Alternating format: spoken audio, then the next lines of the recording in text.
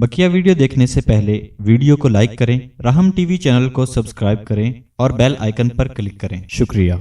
आज हम बात करेंगे सूरत जुमा के बारे में।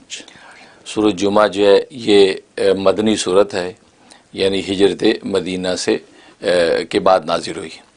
ज़ाहिर है कि जो सूरतें और आयात हिजरत मदीना के बाद नाजिल हुई वो मदनी कहलाती हैं, और जो हिजरत मदीना से पहले नाजिल हुई वो मक्की कहलाती हैं। तो सूरत जुमा जो है ये मदनी सूरत है। इसकी कुल 11 आयात हैं। अच्छा। और इसमें अल्लाह तबारक व तआला ने सरकार दो आलम सल्लल्लाहु अलैहि वसल्लम की नबूवत की सदाकत बयान की है। अच्छा। इसको सूरत जुमा इसलिए कहते हैं कि ज़ाहिर है कि इसके अंदर जो है वो जुमे की नमाज के हवाले से अहकामात मौजूद हैं, खुतबे जुमे के हवाले से अहकामात मौजूद हैं, तो इसलिए इसका नाम जुमा रखा गया। और ये लफ्ज़ जुमा जो है ख़ुद इस कुरान करीम की सूरत के अंदर मौजूद है, इसलिए अल्लाह तबारक व तआला ने इसका नाम जो सूरत जुमा करार दिया।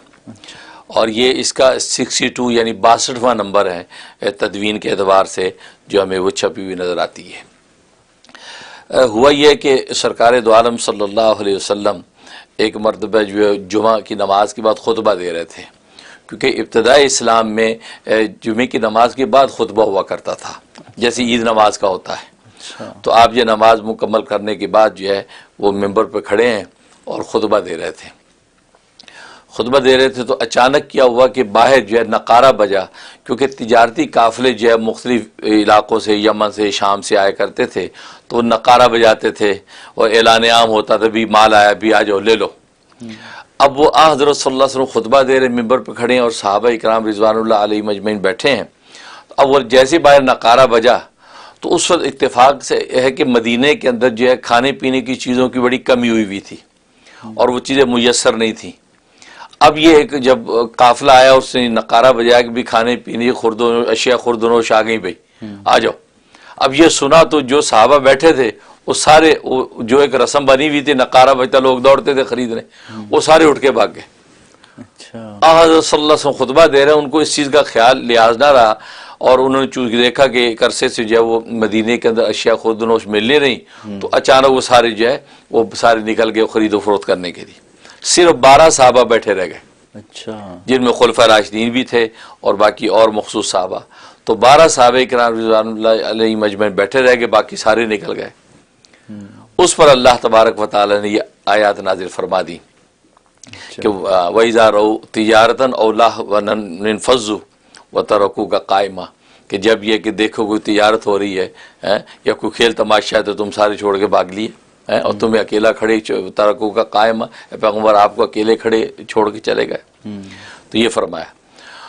तो फिर नबी पाक सल्लल्लाहु अलैहि वसल्लम उन 12 सहाबा को जो बैठे रह गए थे उनको इरशाद फरमाया कि तुम्हारी वजह से अल्लाह तबारक व तआला ने उनके पीछे वो आग नहीं दौड़ा दी कि अगर वो आग उनके पीछे दौड़ जाती तो उनका कुछ भी ना रहता। वो तिजारत का सामान तो क्या खरीदते, उनका अपना वजूद भी राख हो जाता। लेकिन तुम 12 साहबा बैठे रह गए, गोया कि उनकी तरफ से गोया कि किफ़ायत हो गई और अल्लाह तबारक व तआला की वो आग उनके पीछे नहीं गई। इतना बुरा, क्योंकि बहुत बड़ी बेअदबी की बात हो गई बज़ाहिर कि रसूलुल्लाह सल्लल्लाहु अलैहि वसल्लम गुफ्तगू कर रहे हैं और वो जनाब भाग गए मालो दुनिया के मालो तिजारत लेने। इसलिए अल्लाह तबारक व तआला ने इसमें फरमा दिया कि जब देखा उन लोगों ने कि तिजारत को या कोई खेल तमाशा देखा तो भाग लिए और आपको अकेला खड़ा छोड़ दिया। कुल पैगंबर इनको कह दीजिए मा इंदल्लाहि, अल्लाह तबारक व तआला के पास जो कुछ है खैरुम मिन लहवी व मिन तिजारा, वो तुम्हारे खेल तमाशों से और तुम्हारी तिजारतों से ज़्यादा बेहतर और खैर है। यानी आखिरत का सामान वो ज़्यादा बेहतर और खैर है। क्यों कि ज़ाहिर है कि जिस तिजारत और माल और रिज़्क़ की तरफ तुम दौड़ रहे हो उसका देने वाला राज़िक़ तो अल्लाह है। बिल्कुल। तुम रसूलुल्लाह सल्लल्लाहु अलैहि वसल्लम की बात को सुनो, तुम उधर क्यों दौड़ रहे हो? इसलिए इसमें चूंकि खैर फरमाया अल्लाह ने कि भाई वो खैर है जो अल्लाह के पास है, इसलिए इसमें खैर आज़म का जिक्र है। खैर आज़म का जिक्र है क्योंकि खैरें बहुत है दुनिया के अंदर, नफ़े की चीज़ें बहुत है दुनिया में, तिजारत भी एक नफ़ा है और खेल तमाशा भी इंसान की तफरीह के लिए एक नफ़ा है। लेकिन अल्लाह तबारक व तआला ने जिस खैर का जिक्र किया कि कुल मा इंदल्लाहि, जो कुछ अल्लाह तबारक व तआला के पास है वो सबसे बड़ी खैर है। तो खैर आज़म वही है जो आखिरत का सामान है। सुभान अल्लाह। दुनिया फ़ानी, दुनिया का सामान फ़ानी और तुम लोग तिजारतें खरीदी और रिज़्क़ के लिए दौड़ रहे हो तो अल्लाह तबारक व तआला सबसे बड़ा राज़िक़ है। सुभान अल्लाह। وہ رازق ہے. واللہ خیر الرازقین فرمایا کہ اللہ سب رازقوں میں بہترین رازق ہے. تو یہ تنبیہ کر دی صحابہ کو کہ آئندہ ایسی بے ادبی نہیں ہونی چاہیے. تو اس میں یہ بھی سبق مل گیا کہ یہاں جو 12 صحابہ بیٹھے رہ گئے وہ ان کی وجہ سے اللہ تبارک و تعالی نے باقیوں کو ایک پکڑ اور عذاب سے محفوظ رکھا. تو معلوم یہ ہوا کہ اہل ایمان بھی اگر کچھ لوگ بھی اللہ تبارک و تعالی کی طرف سچے تعلق کے ساتھ اور رسول اللہ صلی اللہ علیہ وسلم کی اتباع میں سچے ہوں، صادق ہوں، تو باقی امت پر بھی ان کی وجہ سے رحم ہو جاتا ہے. سبحان اللہ. ہاں، اللہ کا غضب ٹھنڈا ہو جاتا ہے. بہت. ہاں، اگر ساری امت ہی جب بگڑ جائے تو پھر تو رحم کی کوئی صورت نہیں ہے. اس لیے وہ لوگ ذریعہ بن جاتے ہیں کہ وہ باقیوں کو بھی عذاب سے بچا لیتے ہیں. اس لیے ان کی قدر کرنی چاہیے. سبحان اللہ. وہ قدر کے قابل ہے کہ ان کی وجہ سے ہم عذاب سے بچ گئے. چلو یار، آپ اللہ کی طرف اور رسول اللہ کی طرف سچے تعلق سے بیٹھے ہیں. سبحان اللہ. تو یہ حقیقت اس میں بیان ہوئی. اور پھر یہود و نصارہ کے یہود کے بارے میں بیان ہوا کہ یہود چونکہ اپنے آپ کو اہل کتاب کہتے تھے، اہل کتاب اور کتاب والے تھے، اور اہل کتاب ہو کر رسول اللہ کو پہچانا نہیں. جس کتاب میں ان کی نشانیاں موجود، جس کتاب میں سارے احوال رسول اللہ کے موجود، تو یہ اہل کتاب ہو کر آپ کا انکار کیا، تکذیب کی. تو اللہ تبارک و تعالی نے ان کے بارے میں کہا کہ تمہاری مثال تو پھر ایسی ہے جیسے گدھے کے اوپر کتابیں لاد دی جائیں.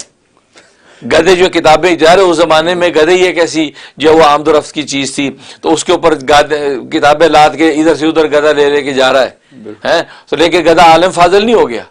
فرمایا تم نے تو وہی مثال قائم کر دی کہ تمہارے اوپر گدھے کی طرح کتابیں لدی ہوئی ہیں. ان کتابوں کے اندر جو علوم و معارف ہیں اس سے تم نے نفع حاصل نہیں کیا کہ ان علوم و معارف کو دیکھتے تو رسول اللہ کو پہچان کر ایمان لے آتے.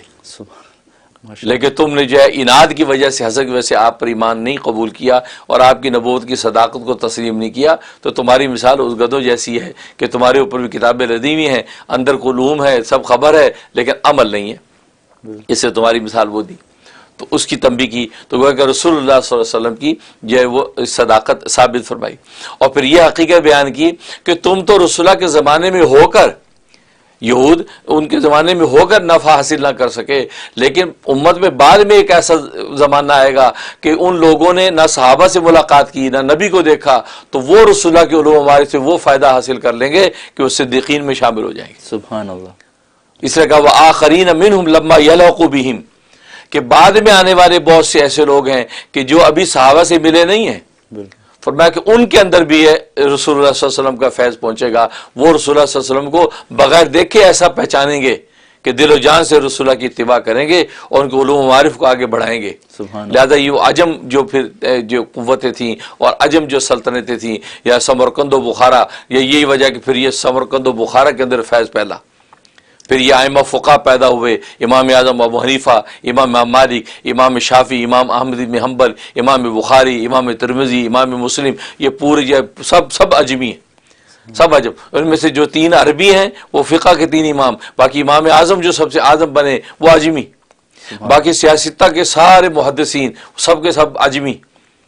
تو یہ فیض رسول اللہ کا وہاں تک پہنچا. تو گویا کہ یہ یہودیوں کو گویا کہ اشارہ کر دیا کہ تم موجود ہو کر نہیں پہچان سکے، اور جنہوں نے دیکھا نہیں لیکن دل کی آنکھ سے دیکھ کر وہ تابعدار ہو گئے اور علوم و معارف کی منزل انہوں نے طے کی. سبحان اللہ. تو یہ حقیقت سورہ جمعہ کے اندر بیان کی گئی ہے. اور جو ہے اس طریقے سے جو ہے وہ تنبیہ کی کہ آخرت کے سامان کی طرف نگاہ رکھیں اور دنیا کے سامانوں کی کوئی حقیقت نہیں، وہ اللہ تبارک تعالیٰ نے مقدر کر رکھا ہے، وہ تمہیں مل کے رہے گا. ماشاءاللہ، بہت خوب. اور اس میں ایگزامپلس تو بہت ہی زیادہ نیچرل ہیں کہ گدھے کی ایگزامپل یہ تو عام دیے جاتے ہیں. عام دیے بالکل اسی لیے کیونکہ وہ بالکل کوڑا ہوتا ہے، سامان ڈھونے کے قابل ہے اور اس کے عقل فہم نہیں.